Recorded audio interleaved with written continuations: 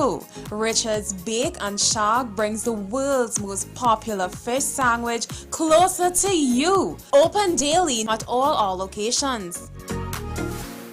Let the home store turn your house into a home you love. Get everything you need to give your home that special look and feel. We offer household items, lawn and garden, paint center, hardware, plumbing, lighting and electrical, toys and storage solutions. 5 convenient locations: 6th Avenue Barataria, The Falls at Westmore, Pennywise Plaza Shoguanas, C3 Center Branch and C3 San Fernando. Check out our Facebook page for more information and come visit us today. The Home Store. Turn your house into a home you love.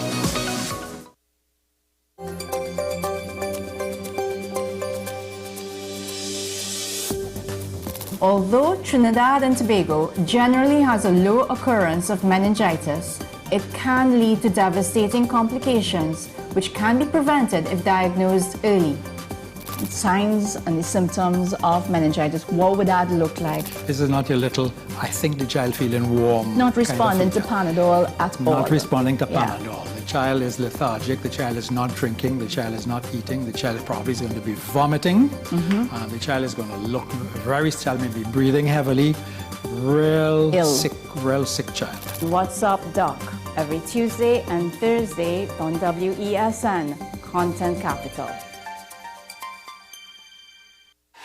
FanZone, your reliable, authentic supplier, has just gotten better. You can now visit our website www.fanzonett.com for your authentic wear and collectibles. The only place where you can use both your Visa debit and credit cards.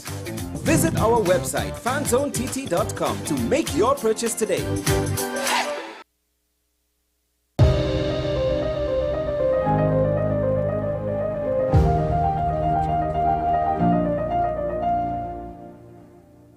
Welcome back to the program, ladies and gentlemen. We begin with a conversation with Mr. Ricardo Alfred. He's the chairman of the Tobago Agribusiness Development Company, and he's with us via Zoom.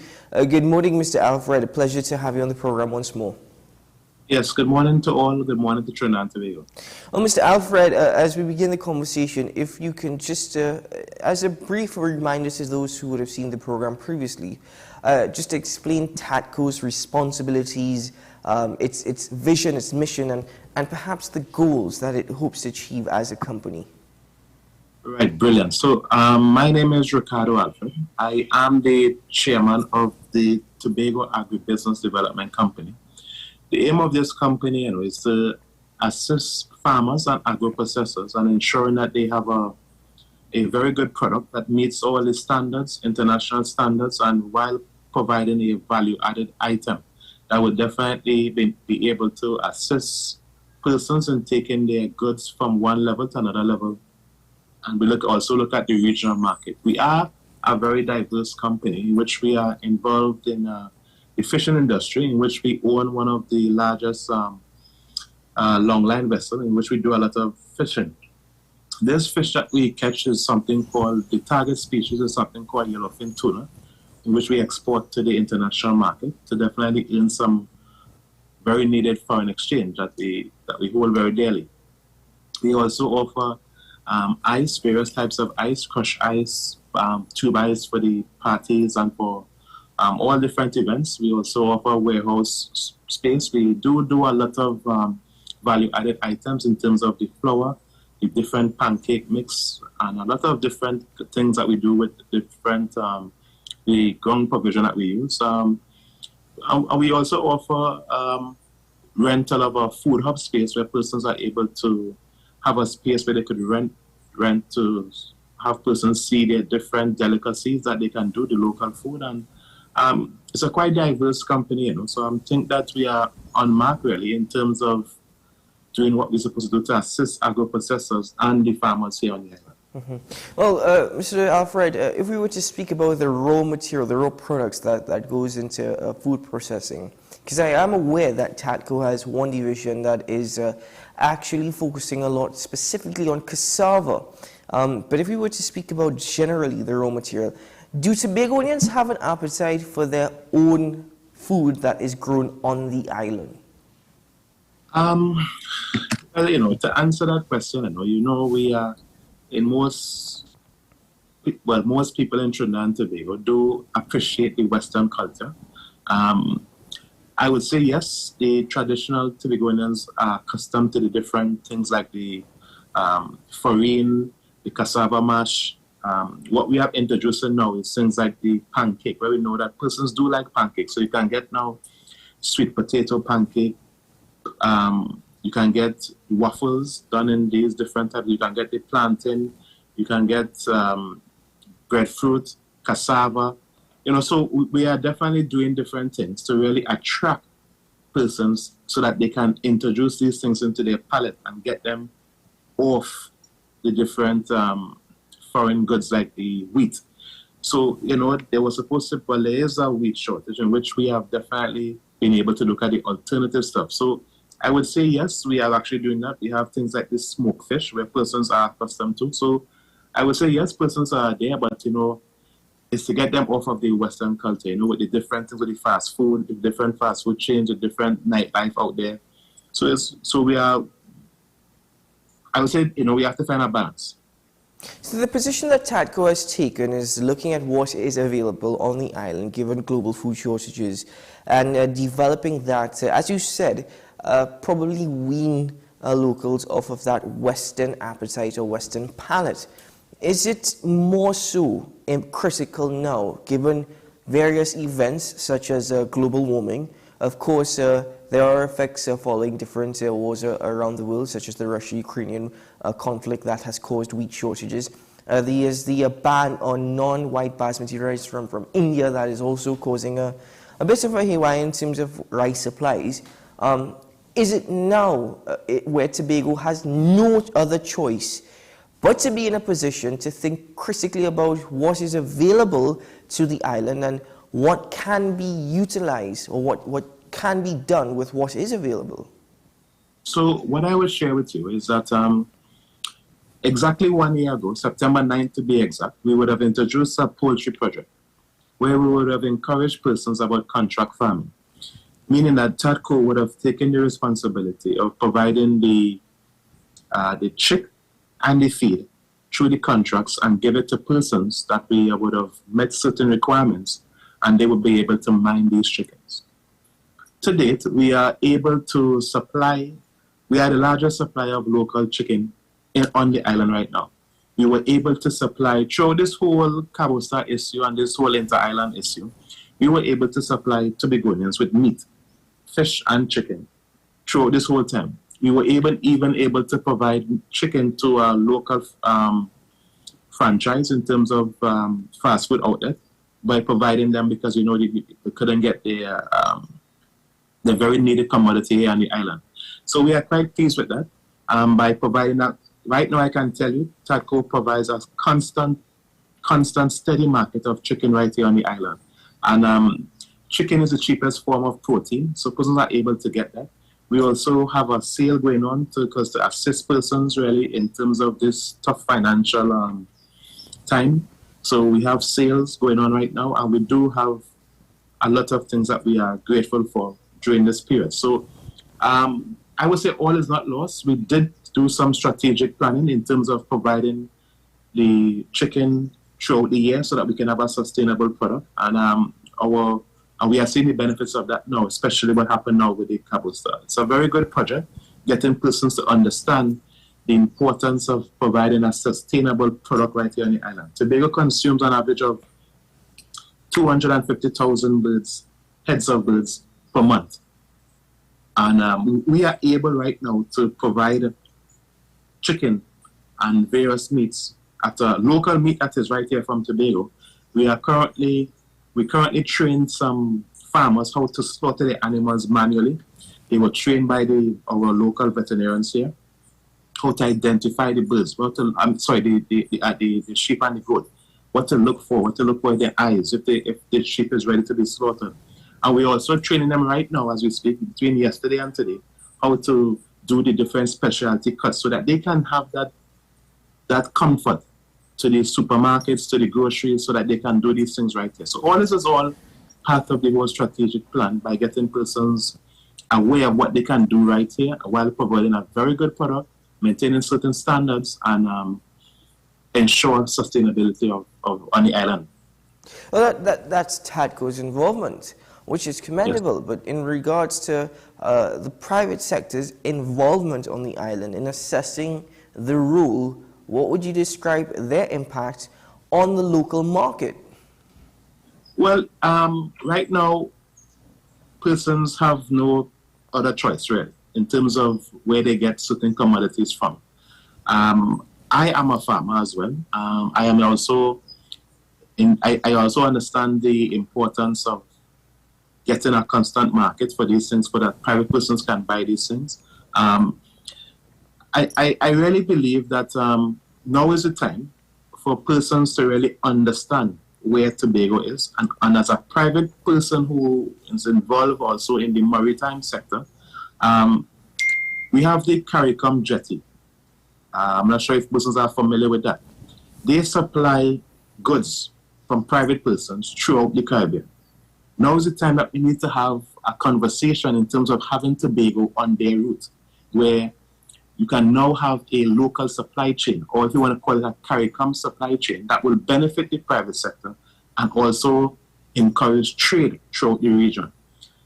And when I say supply chain, I mean from the raw material to a finished product right here in the CARICOM. And this definitely will assist persons and assist Tobagoans and the local business by introducing a regional trade.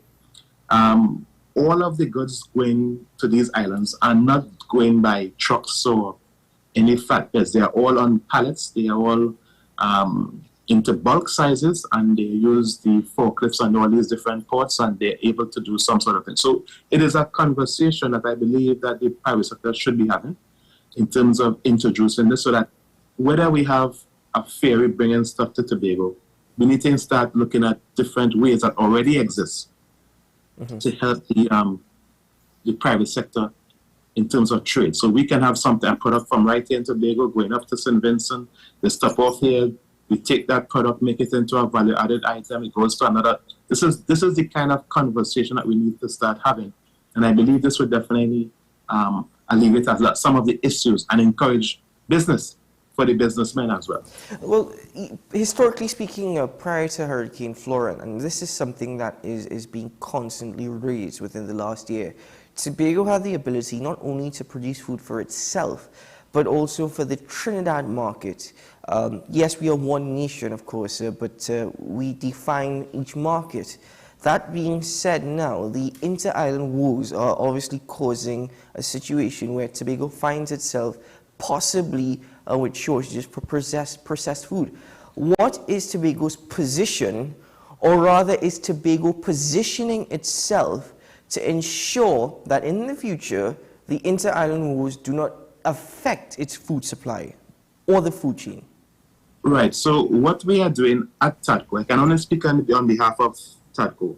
I know that there's a lot of other entities doing stuff. I can't really comment on it, but what we are doing at TADCO is definitely understanding where Tobago needs to be in terms of being self-sufficient. We are working on several sectors. Sorry about that. We are definitely working on different sectors to ensure a sustainable product. We have a strategic plan that would take normally a strategic plan between 3 to 5 years, so that we can wean ourselves on the dependency on these inter-island stuff. And when I say dependency, so I would have mentioned things like the food hub. So we are now moving from not just producing the goods that persons are taking to the supermarkets and stuff like that. We're actually giving them a space now where they could provide these very needed value-added items, so that persons can now go there and vend.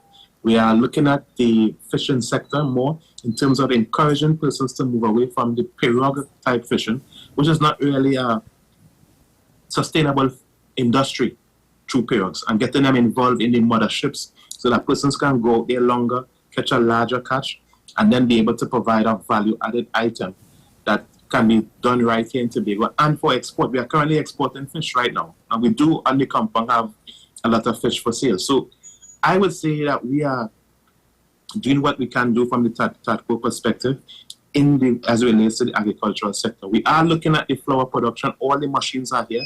Yes, you are correct. Tobago doesn't have the capacity to support such a venture, but through the different aspects, right now, from St. Vincent provides Trinidad and Tobago with a lot of ground provision.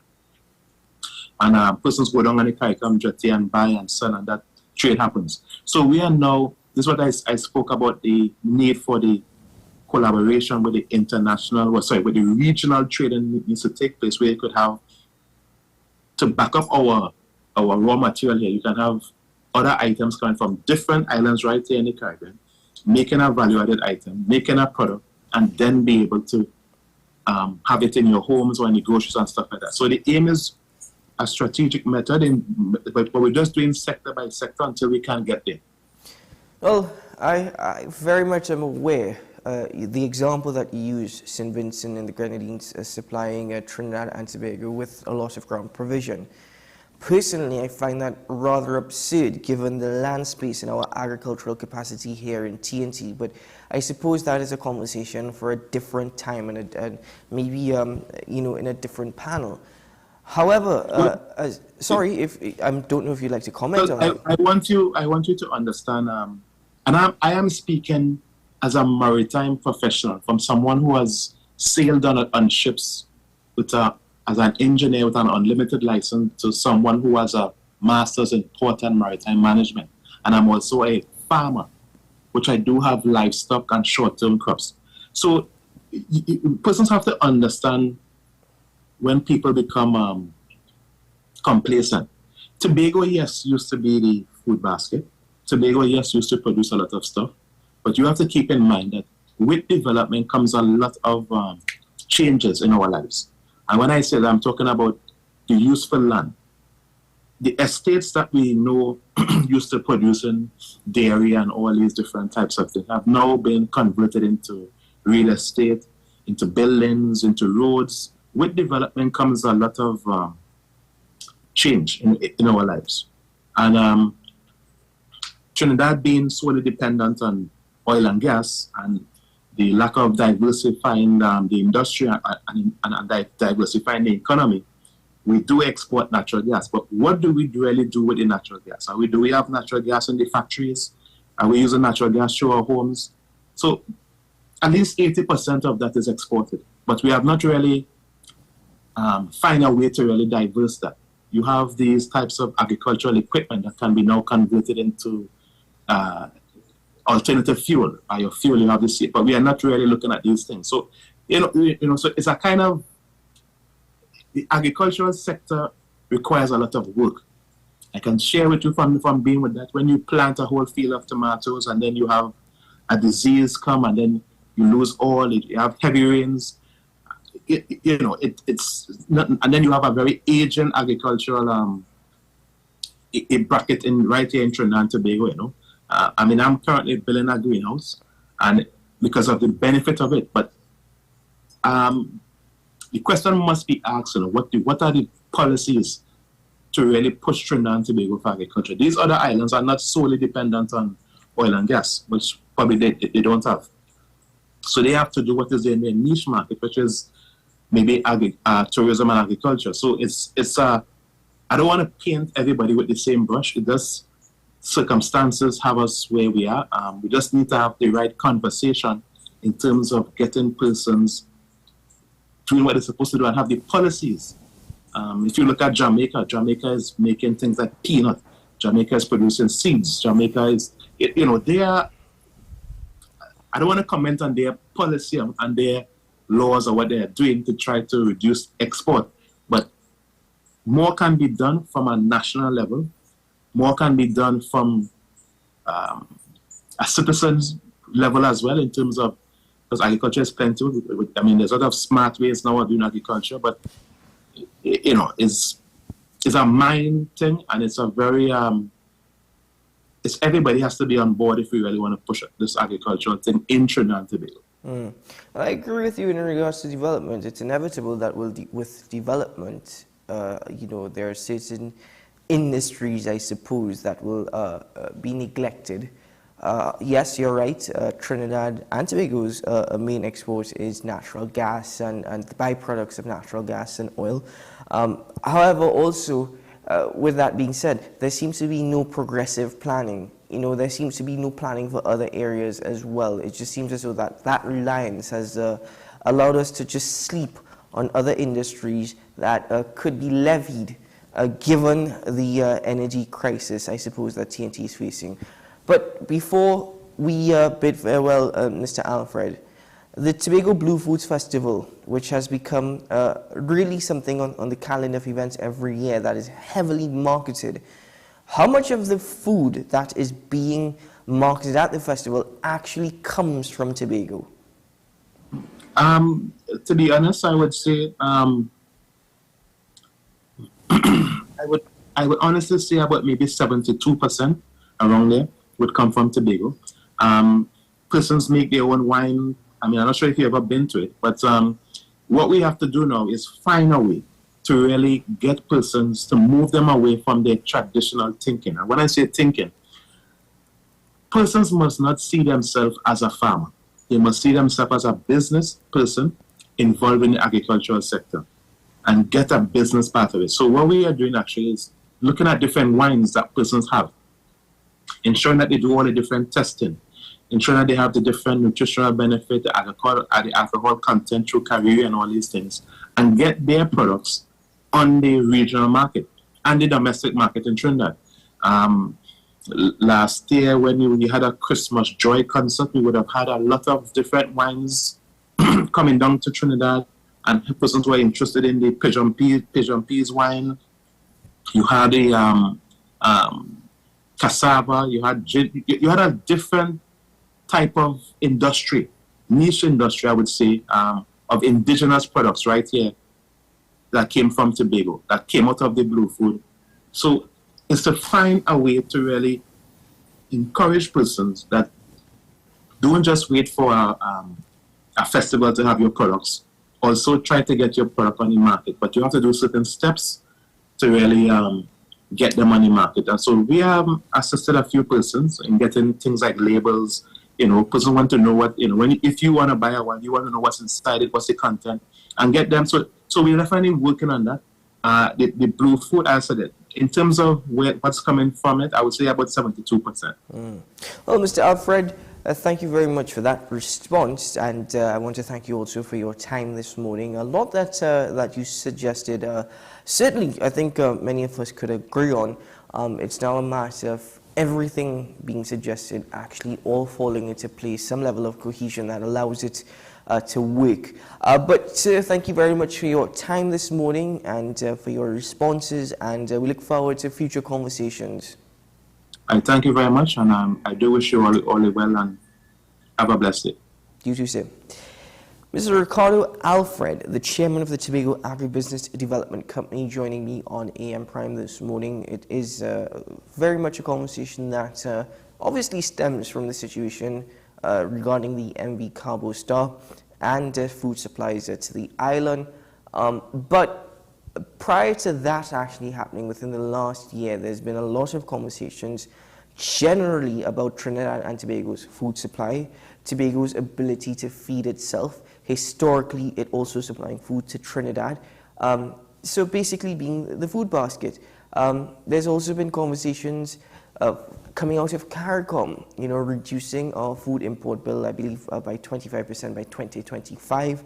The relationship between Trinidad and Tobago and the rest of the Caribbean in terms of agri-processing and packaging. I know that was something that was being heavily pushed by the president of Ghana, Dr. Mohamed Irfan Ali, saying that Ghana has the food, Trinidad and Tobago has the capacity to process it and package it. But at this point, there's nothing much to report on. It's just expanding on the conversations of instances that already exist. Anyway, ladies and gentlemen, let's take a break here, and when we return, we'll continue the conversations looking at export. Yes, so we're twisting it a bit, not necessarily of food, but rather of services generally here in TNT and across the Caribbean. We'll be right back after this.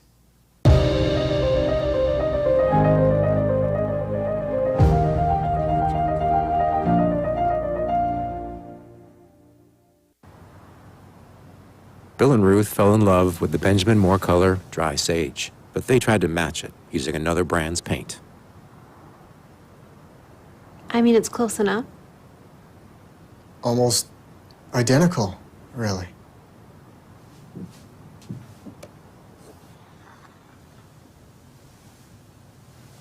Yeah, there it is. Never trust another paint to be a Benjamin Moore color. You gave us the inspiration to be first. We gave you the solutions that put you first.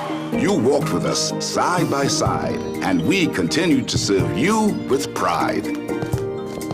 First Citizens celebrates with you 30 years of achieving dreams, shaping success stories, and painting brighter futures together. And together, we'll accomplish so much more. First Citizens, together, 30 and beyond. From Maracas Bay to Arafita Avenue and Piaco, Richard's Bake and Shag brings the world's most popular fish sandwich closer to you. Open daily at all our locations. The issue, the continued rise in the price of flour and its impact on the cost of living in Trinidad and Tobago. How should we go about it? I want to ask you, what has been revealed to you about the state of vulnerability in the country because of this exercise and because of what we're going through? Is the government losing the war on the vaccine front? The discussion should revolve around the common good for the greatest number of people in Trinidad and Tobago. How do we inculcate a sense of respect and regard for people who may not be of your own political ilk or persuasion? The communities are now being used by political opportunists. So when the tables are turned, it's the same way. Okay, this has been 10 questions. I'm Andy Johnson, and we'll see you next time.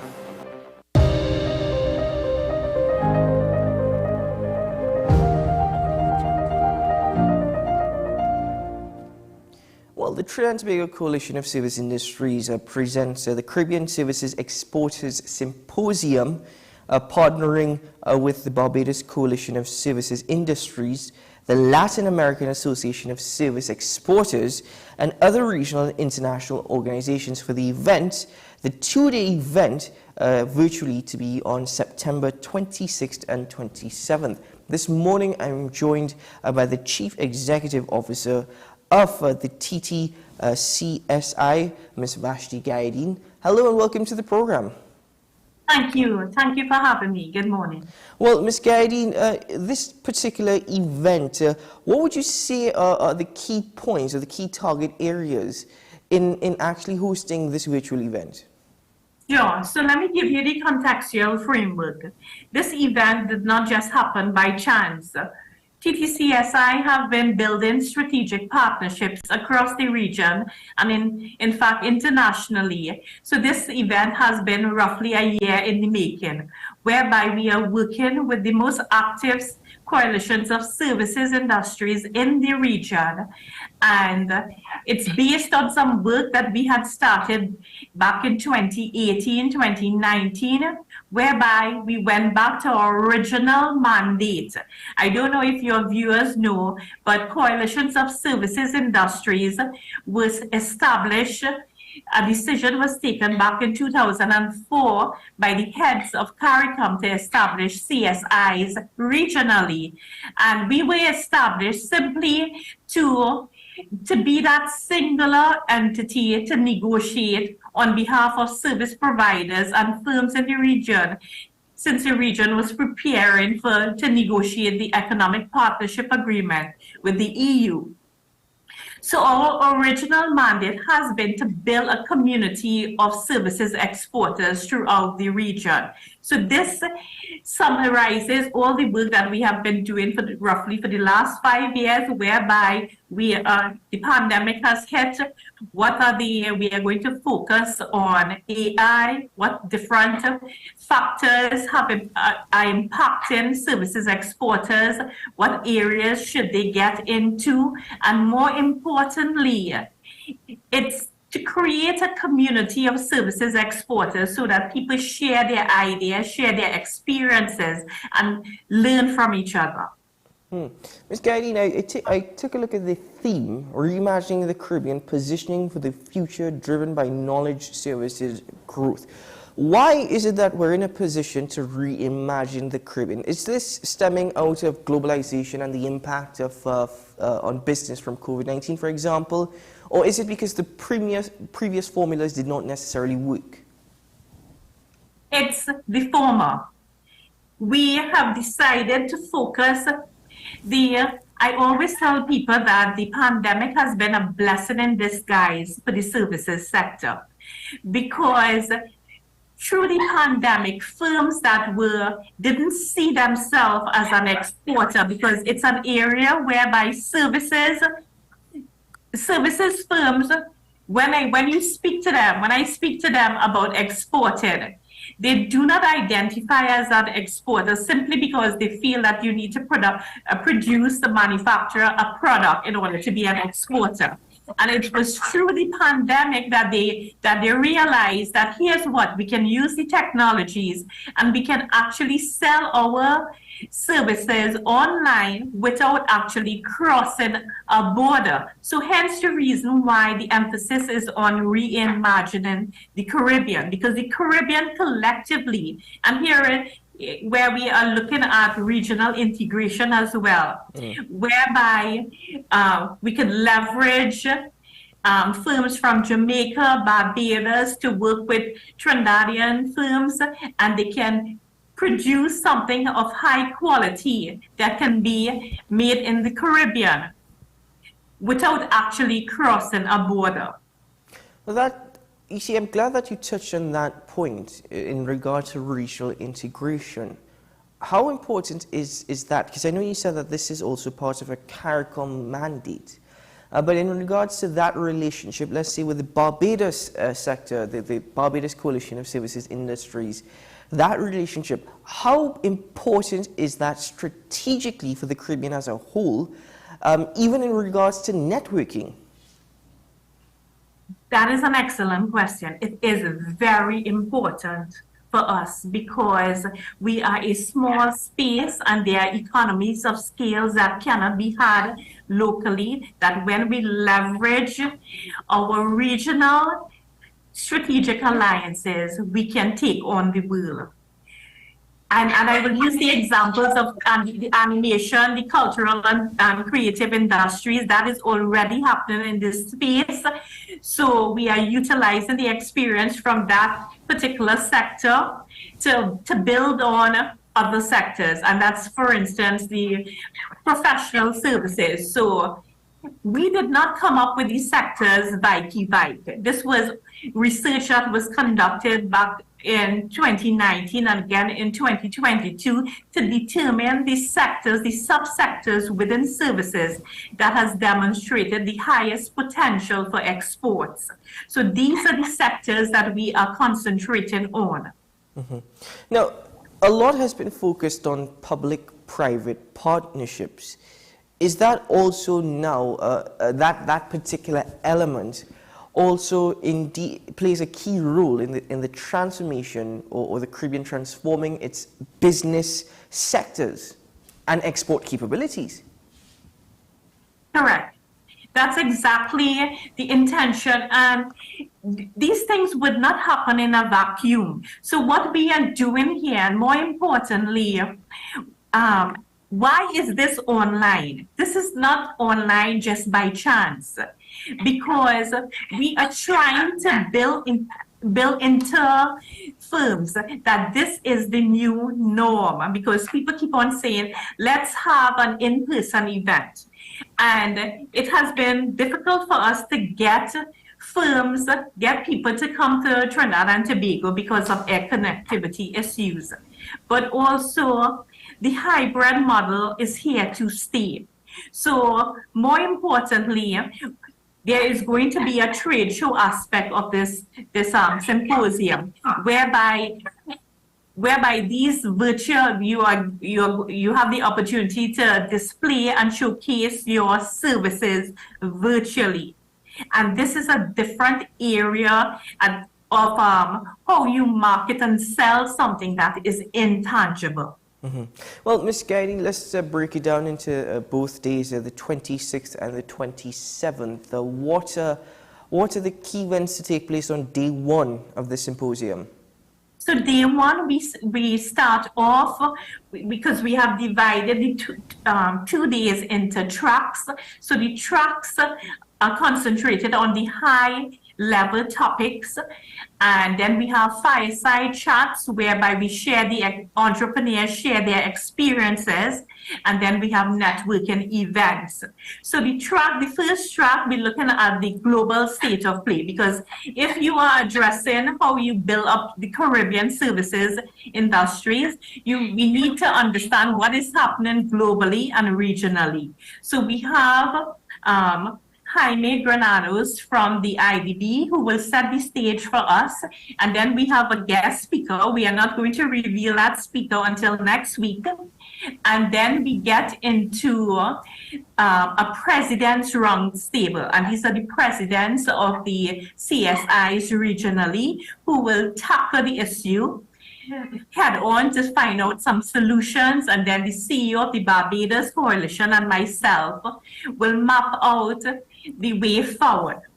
Then on day 2, this is going to be a little bit exciting, whereby we have a ministers round table. So they will listen on to all of the activities that happen on day 1, and then see how are we going to, at a governmental level, at a regional level, what are the issues, what are the priority areas.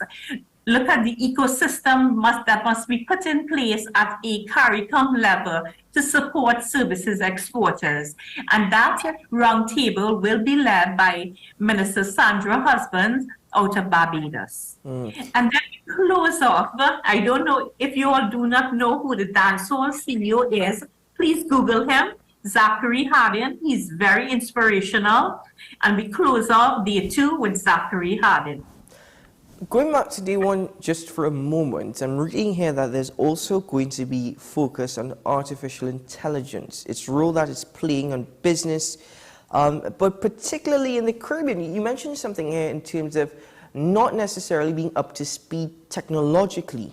And that is also something that has become so crucial to business. Again, the COVID-19 pandemic, to a certain extent, was a blessing in disguise, where we learned a lot, and business was basically conducted virtually. That being said now, is it that AI has put itself in a position where the Caribbean could no longer afford to just be lazy technologically, that we now have to position ourselves to be at the forefront when it comes to technological advancements? I love how you put that, because here's what Leslie Lifu is going to address those issues.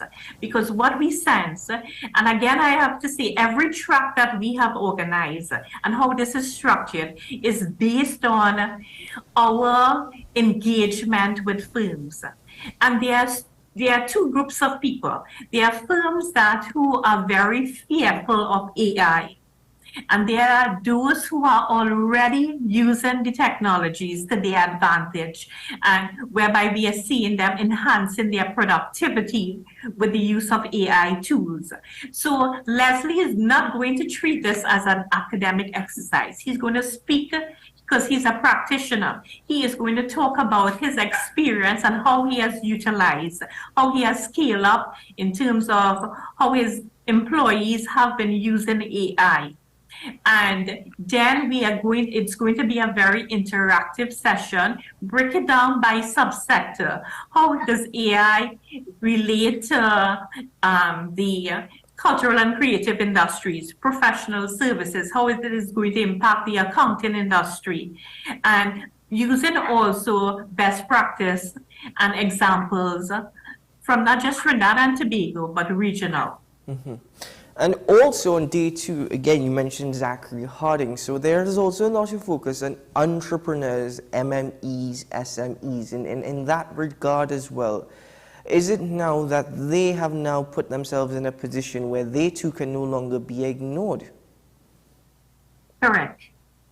And as I started off saying, the idea here is that we operate in a knowledge economy. Everybody have access to Google. But what we have found is that there is not a community of services exporters. And don't take that lightly, because we do not share in the region our experiences. And when I talk about our experiences, I'm not talking just about our successes. It's also our failures. Here's what Zachary tried to enter this particular market. How did he, what was his experience? Did he fail? What did he achieve? And this is what we are trying to do by building a community of exporters, because to be a successful services exporter, it's about the exporter's mindset. So this is what we are trying to inculcate throughout this symposium as well. I think that is most important, and I am of the opinion that the most valuable resource now is, as you mentioned, knowledge, data, information. So is this forum in particular, I suppose, an acceleration towards that regional integration for development in that regard, in that sense? Exactly so. And I'll give you our experience. Earlier this year in August, TTCSI, together with Export TT, we held our first trade mission to Jamaica, and this was strictly a services trade mission.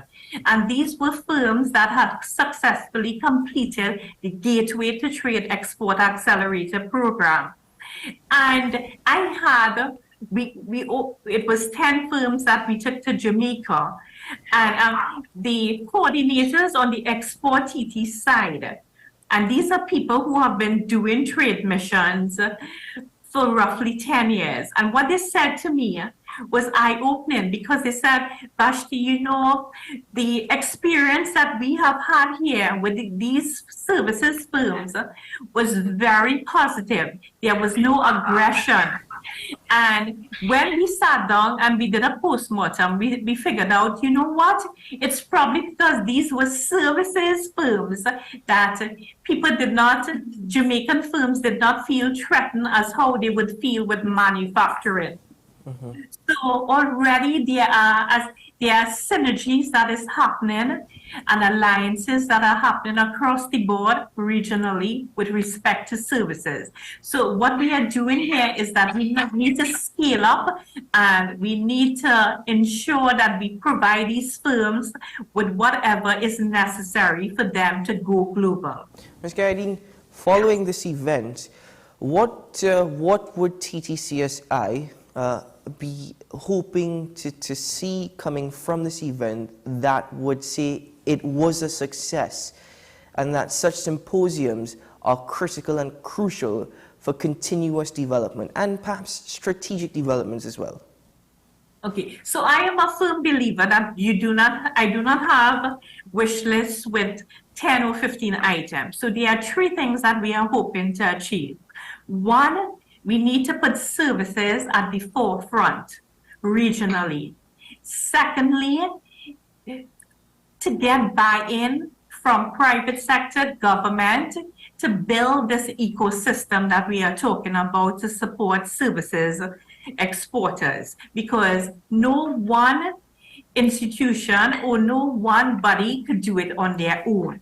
We need a holistic approach. So this means that we need regional governments on board, we need the private sector, we need all the various entities and institutions that support services to be on the same page. And thirdly, it's to build and continue to build and grow the community of services exporters. And how are we doing that? At this event, we will be formally launching our International Services Hub. We already have an existing TTCSI National Services Exporters Portal. And through the work that we are doing with the Doing Business with the World Series, whereby we are covering 36 countries, we have had interest whereby regional and international firms want to be part of this portal. And we are opening it up in September to regional and international firms. And this will enable us to fully do B2B meetings, as well as connect the necessary stakeholders to each other. So we are using the technology to our advantage. Ms. Guardian, before we bid farewell, thank you very much for your time this morning and for sharing this, expanding on a conversation which I believe is absolutely crucial, regional integration for export opportunities. If you'd just like to share some information where more businesses, entrepreneurs, MMEs, SMEs looking this morning could probably get more information and even probably find ways to attend the event, how they can attend the event as well. Sure. So first and foremost, go on to our website at www.ttcsi.org. It will take you to a landing page whereby you can register and you can get all the information, meaning the agenda, the bios on the speakers, how to set up a virtual booth, and how to engage with the different activities that are happening on the day. Well, Ms. Guardian, thank you so much for joining me this morning. All the best in this symposium. I know you said that you're going to have a guest speaker. You're not leaving us until next week. So send me more information then. And we hope to see you there. We'll send you an invitation to attend. Thank you so much for that. My pleasure. Have a good day and all the best to you and the rest of the team. Thank you. Bye. Goodbye. Well, ladies and gentlemen, we break for WESN's news on the hour. When we return, AM Prime continues.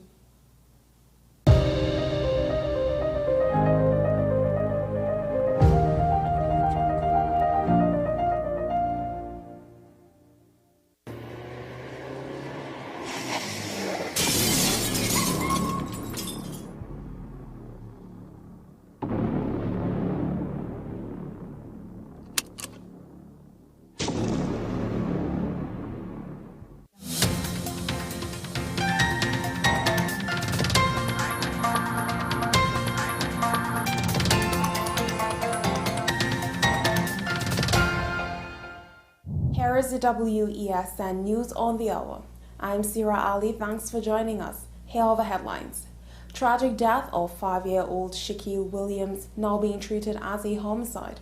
Chief Secretary expresses disappointment over lack of autonomy discussion in President's address. Commuter businesswoman charged with fraud.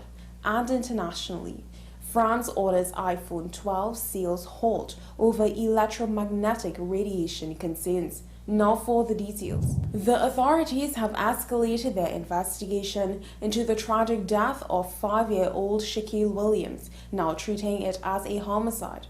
Young Shaquille was discovered unresponsive at his family's residence on Dule Lane in El Sicuro on the fateful Saturday of September 2nd.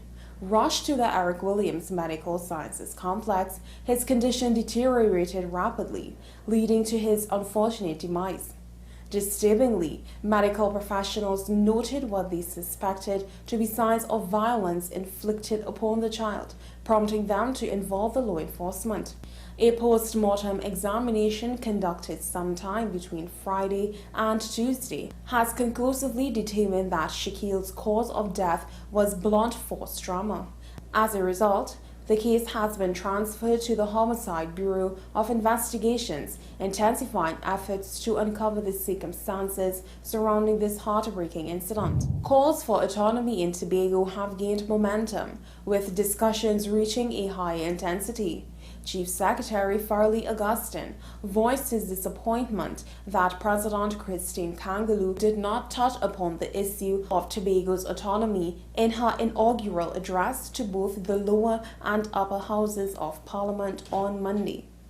Augustine expressed that the matter of Tobago's autonomy has been a recurring theme raised by several chief secretaries before him.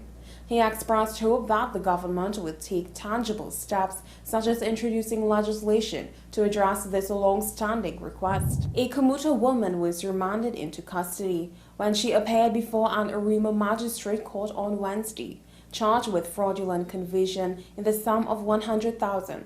Ryan Fouchon, aka Ryan Power Bernard, 35, of Caratal Road, was charged with the offense when she appeared before Magistrate Brambanan Dubé in the Arima First Magistrates Court on Wednesday, 13 September 2023. The matter was adjourned to October 11, 2023. A victim reported to the police that during the period of October 4, 2014 and February 2, 2015, they allegedly paid sums totaling $120,000 to the director of a vehicle importation company, representing the full payment for the importation, registration and delivery of a Nissan Wingroad and an 80 wagon. However, the vehicles were not delivered as promised in August 2015. A refund of only $20,000 was received by the victim. 11 warrants were executed on the accused by P.C. Johnson of the Arima police station for her non-attendance in court on several fraud matters. Internationally, France has issued a directive to halt the sale of the iPhone 12 due to concerns about excessive electromagnetic radiation emissions. The French regulatory authority responsible for overseeing radio frequencies has further instructed Apple to address the issue in existing iPhones. The ANFR has communicated to Apple that if the problem cannot resolve through a software update, the company may be required to recall all iPhone 12 units ever sold within the country. It's worth noting that the World Health Organization has previously reassured the public regarding mobile phone radiation, stating on its website that there is no evidence to suggest that exposure to low-level electromagnetic fields poses harm to humans. Well, that's news to the hour on WESN. I'm Sarah Ali. Thanks for watching.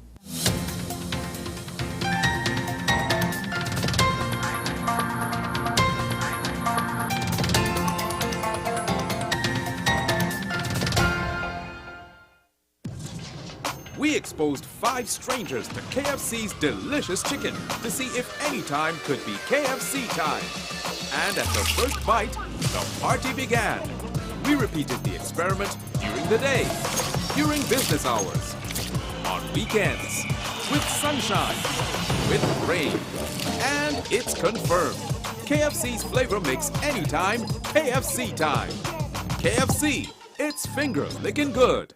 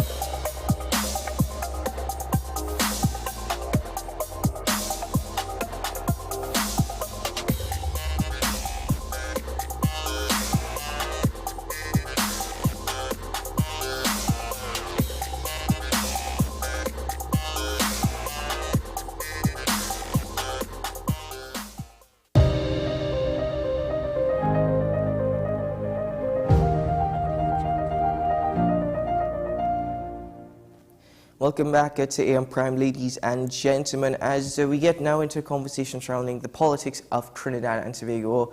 Trinidad and Tobago, which in itself is probably political. Well, do you know what I mean? Anyway, as we continue the conversation this morning, the new parliamentary term opened on Monday, and we heard from President Christine Kangaloo appealing for collaboration between the government and the opposition to deal with the crime surge. Now, one might say specifically the crime surge, that was the words from the president. Others might argue, no, just generally, given the position that we're in currently, there needs to be greater collaboration. But is that possible? What of the response of Prime Minister Dr. Keith Rowley? What of the response of opposition leader Kamala Persad-Bissessar, but the behavior of members of the opposition in Parliament? Well, to dive a bit deeper to somebody who is more versed in this, I'm joined by a geopolitical analyst, Dr. Shane Mohammed. He's with us via Zoom. Dr. Mohammed, good morning. Welcome back to the program. Thank you so much for having me, Keaton. How are you? I am doing well. How are you doing? Not too bad at all. And, well, let me start by asking you, digesting all that happened on Monday, what were your honest opinions and thoughts on the president's speech? I actually like the president's speech. In fact, I read the president's speech, and I've become very interested in reading the president's speech because the president's speech is very different from that of her predecessor. And the president's speech is one that connects with, it resonates and it connects with the people of Trinidad and Tobago from the perspective of her understanding and knowing what it is like to be a representative of the people, and knowing what it is like to have sat in the seat of the level of a member of parliament, the level of a minister, and then from a senatorial perspective, and then as president of the Senate. So she, I listened to the opposition leader and I just have to shake my head because the one thing that the current president has is that in common is that she has the knowledge and understanding of what representation of the people and what representative politics is like and what it should be, similarly to former President A.N.R. Robinson. So I don't see why there's such I would say, a negative tone towards the president, because in her conversation, I put Les Stewart Young, to be honest with you. I put Les Stewart Young in listening to. That could mean many different things, by the way. I'll tell you what I did. I put Les Stewart Young when I was listening to Kamala Prasad recently, because I ended up stooping. I said, and it was one of those stoops when I said, could she really just get a grip of it and stop talking about nonsense? Because she went on to talk about, the president wants collaboration, and I'm paraphrasing, but she wants collaboration, and she spoke about all of these things, and she didn't practice it when she was in the chair, and because she withheld people from speaking, and she stopped people from speaking. Listen, the idea, if the content that is coming out of your mouth is not respectful of the house and not respectful of the chair, and is not in line with the what is currently on the floor getting debated, then obviously the chair is going to step in and say, well, reel you back in. That's the role of the chair. If you are becoming irrelevant in terms of what you're saying, and it's not in line, the standing orders provide for the president of the Senate or the Speaker of the House to take control of the House and to bring it back to a space of order and a place of relevance to what is discussed. I don't understand why there's so much acrimony towards the president. There's acrimony towards the president, and the behavior of Annie Roberts is as a result of the acrimony that the opposition leader holds against the president of the Senate. Before we get into the behavior of parliamentarians, and I know there's been a lot of conversation surrounding the behavior of Mr. Arnold Roberts, how he turned his back during the president's speech and whatnot, could one understand the acrimony? Could one be sympathetic or empathetic towards that level of acrimony, not only because of the president's previous positions as being under the helm of the People's National Movement, but also because of the Prime Minister's response, where he already seems to have put his position and his stance. He's made it clear that he doesn't see a relationship being formed with the opposition for Trinidad and Tobago's benefit. I don't think the Prime Minister is wrong, though. I don't think we can judge the Prime Minister and say that, well, he's already made up his mind. I think by the behavior that he alluded to the behavior that was displayed by Annie Roberts, which does not show him or indicate him that there's going to be any sort of change. And if you want to change the way things are done or have been done in the past parliament, and the past parliamentary term, or session, I should say, then one would behave in a particular way. One would have, I always go back. I will continue to always go back to the relationship of Mr. Pandey and Mr. Manning.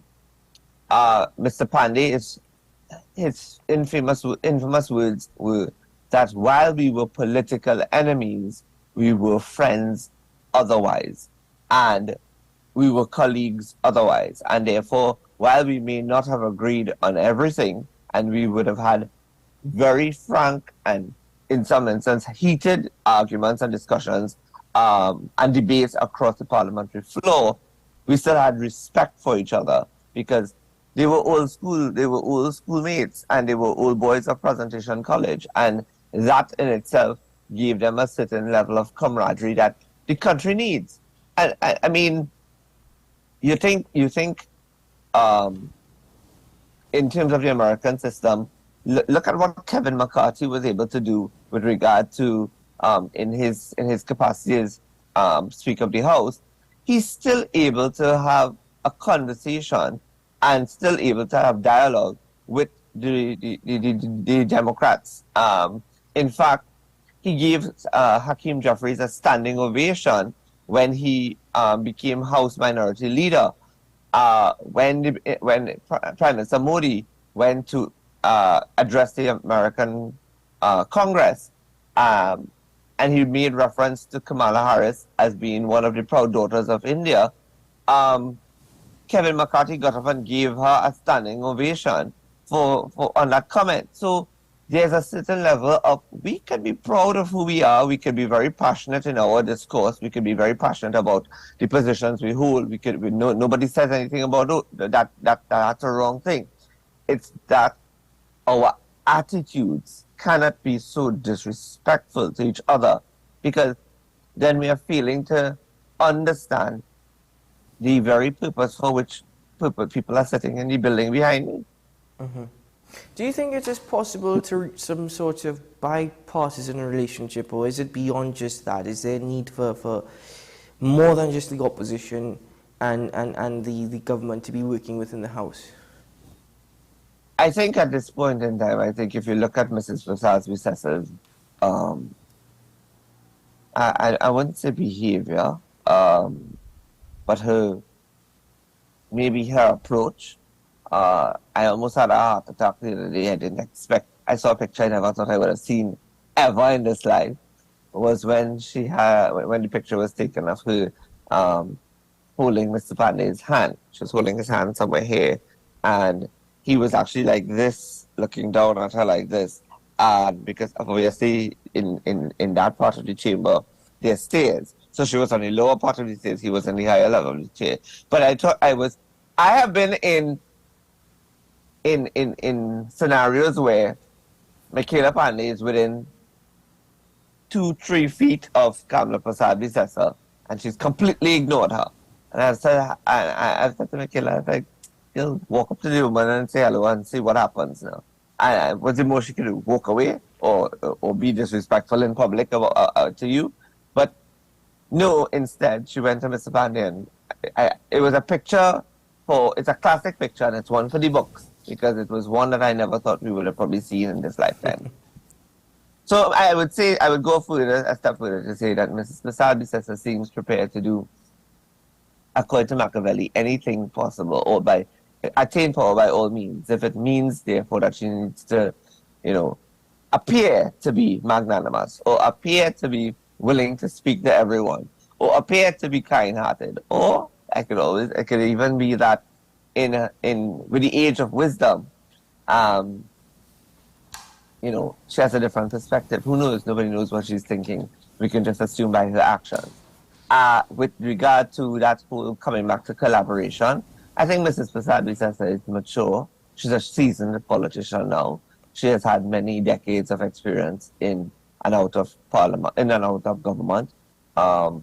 2025 seems around the corner for her, and therefore that's her aim and her end goal. To be quite honest with you, the end goal for her should have been in 2020. That was her litmus test, and not 2025, because I think in 2025, both politicians, both leaders of the major political parties in Trinidad may have expired their time in terms of their relevance and relative relatability to the people of Trinidad and Tobago. Well, given the behavior of parliamentarians, is that level of maturity, and that's putting it respectfully, now more so than ever critical? It seems as though those who have been in politics for a while but could still be deemed as the younger generations of politicians, and we really hope it's not generational again, they seem to be lacking some level of respect and maturity. I mean, that was exemplified by one member of the opposition on Monday. Well, that comes back down to the example set by the leadership of the party. At the end of the day, the behavior of and the behavior and code of conduct of parliamentarians within a party structure is led by and it is controlled by the leadership of the party. So that, you know, for all you know, nobody said anything to Anil Roberts, and nobody would have said to Anil, you know, you should not have done that.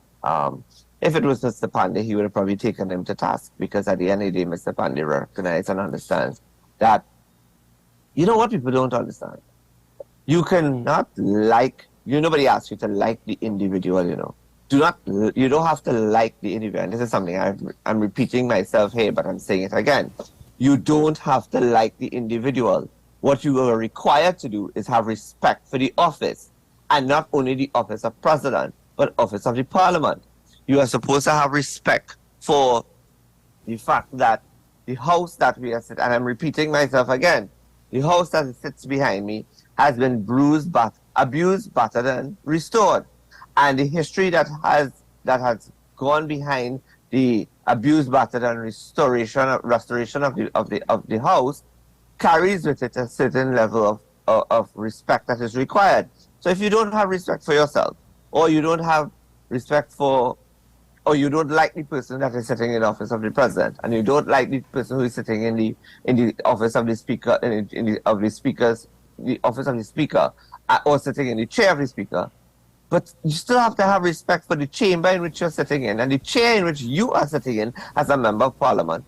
And if respect for yourself as a representative of the people, be it you being a senator or a member of parliament in the House of Representatives. It comes down to respect. Dr. Mohammed, we're having this conversation. We've had many conversations on this previously, but the one thing remains is the fact that these individuals still hold a lot of support, whether it be from grassroots members of the party or just generally from the public. It's still split, as was what we're seeing from the LGE. They still have a lot of support, regardless of their behavior. I don't think so. I don't think they have a lot of support. I don't think they have a lot of support. But when you take into consideration 30% of 1,098,000 persons were eligible to vote in 2023's local government election, and you got just over 300,000. That's 30%. The last time we had 30% of persons voting in a local government election was in 1971. So, therefore, there's 70% of the voting population that is yet to feel empowered or feel encouraged or motivated to vote. And you would know that there are certain characteristics, criteria, expectations that actually motivate people to come out and vote. And it has proven that the majority of persons that chose to vote on election day did it out of habit. And I've been told by persons that they did it because they were already outside running their daily errands, and they say, hey, you know what, might as well go and vote, do we? And they did. But if you do these statistics and you look at the numbers, persons who were voting were most persons who were of the mature age. They were over the age of 60 and 65. There were very few persons voting within the age groups of under 40 and that sort of thing. Therefore, the current group of politicians have not captivated the minds of the mass majority of voters in Trinidad and Tobago, and therefore the mass majority of voters in Trinidad and Tobago are looking for something different, something new. And we may very well end up, if we don't find that newness, if we don't find that new charismatic group of persons to come together to put forward a new plan to blow the minds of persons with innovative ideas and not only just innovative ideas, realistic innovative ideas, actionable innovative ideas, then we will end up with a minority government, meaning that the majority would not vote and the minority would go out and vote as they did in local government, and the chips will fall where they may.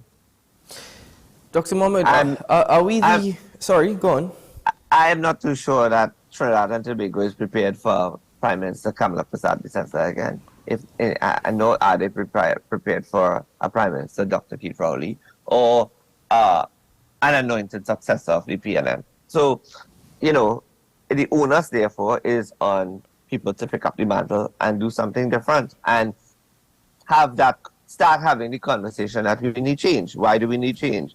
We need change because, and everybody talks about it, but they can't explain it.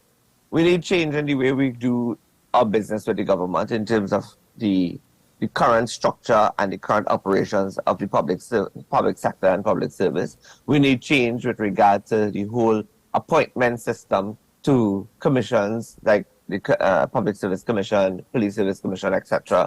We need change with regard to the appointment of a commissioner of police. We need change as it pertains to the whole process of promotion within the public sector. It changes with the whim and fancy of an administration. Those things should be entrenched within a new constitution. We need change as it pertains to the election of a president and the process by which a president is elected. We need change as it pertains to term limits and how long you can sit as a prime minister. Most people think in Trinidad and Tobago that the president could only sit for 2 terms. That is a convention.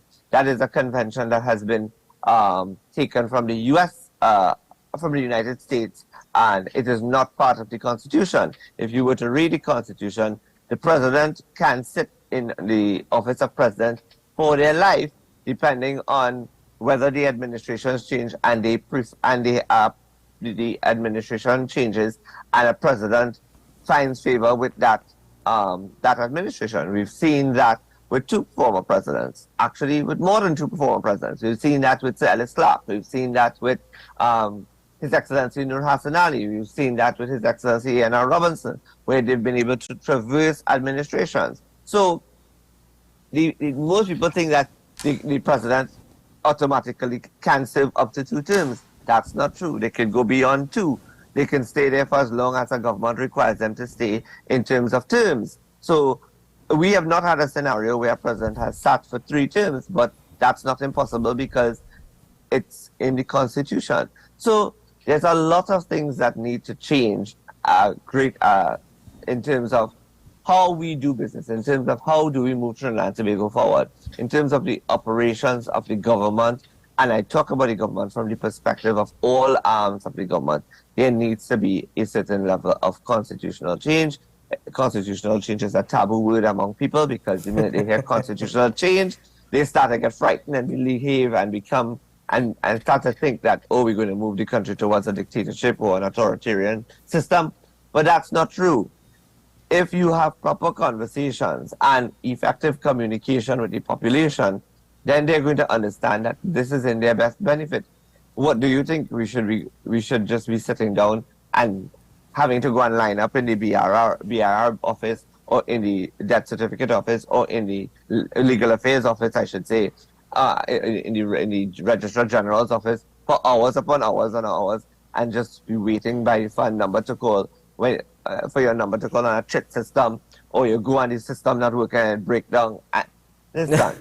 Dr. Mohammed, before we go this morning, my final question to you is, are we naive to expect or hope for change anytime soon? I mean, the president's speech, yes, I agree with you. I to myself, was very much pleased with the speech and support a lot of what she suggested. But are we naive to expect that that collaboration, that change anytime soon? Within the current with the current complement of persons sitting in the Red House, or generally? Well, I suppose you've just hit the nail on the head.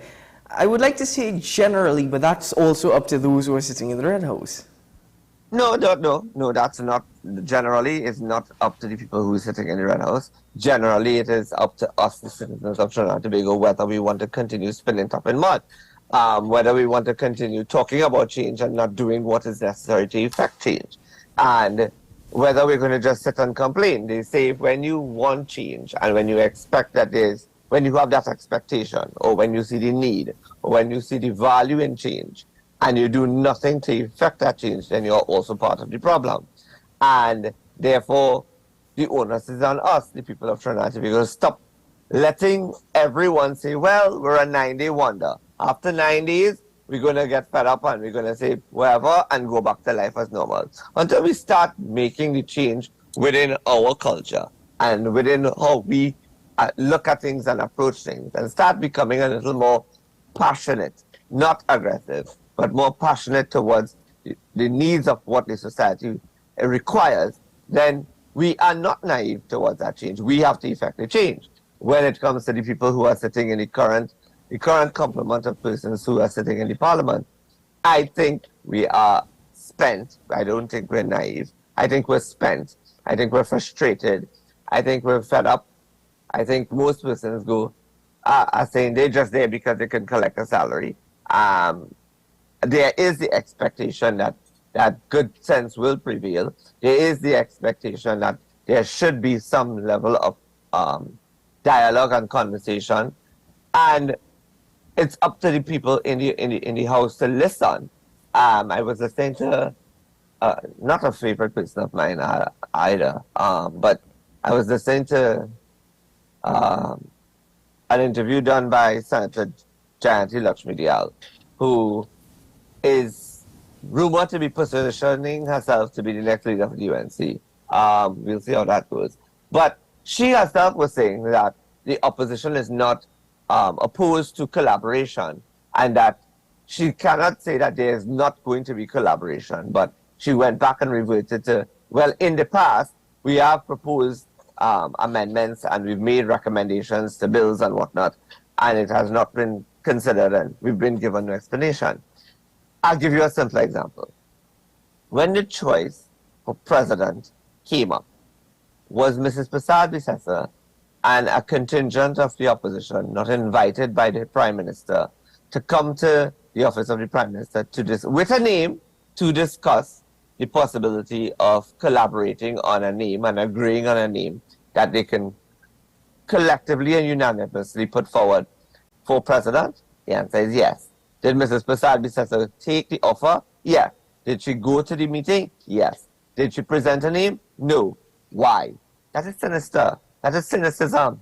That for me was being, was disingenuous.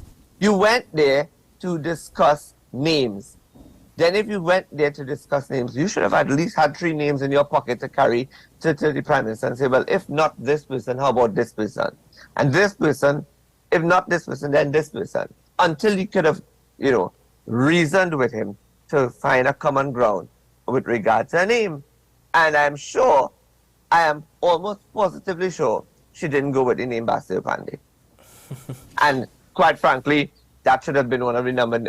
Even if Mr. Pandey said he would have rejected it, if both parties and both sides of the House agreed, and the Prime Minister had reached out to Mr. Pandey and said, well, everyone has agreed that you should be the person sitting in the House of, in the office of President. You don't think that Mr. Pandey would have given it consideration? He may have given it consideration, even though he says that the presidency needs, the office of the presidency can only be effective with constitutional reform. I disagree. The office of the president is what the president or the office holder makes it out to be. Dr. Mohammed, I'm sorry I had to interject. Yes, very quickly, you can finish the point. And as far as I see, that is exactly what the current president is doing. She's crafting it to what she wants it to be. Dr. Mohammed, I want to thank you very much for your time this morning. Good seeing you once more, and appreciate the conversation. And as I said, well, I think you came up with a term, it's better to be a staple rather than stale. So looking forward to the next. Thank you so very much, Keita. Have a good one. You too. Ladies and gentlemen, that's where we conclude AM Prime this morning. Thank you so much for joining me. It's always a pleasure. Wishing you a good day ahead, maybe a productive one. And, well, should things go good, and I really hope that they do, I'll see you again tomorrow morning from 6 a.m. But until then, keep well.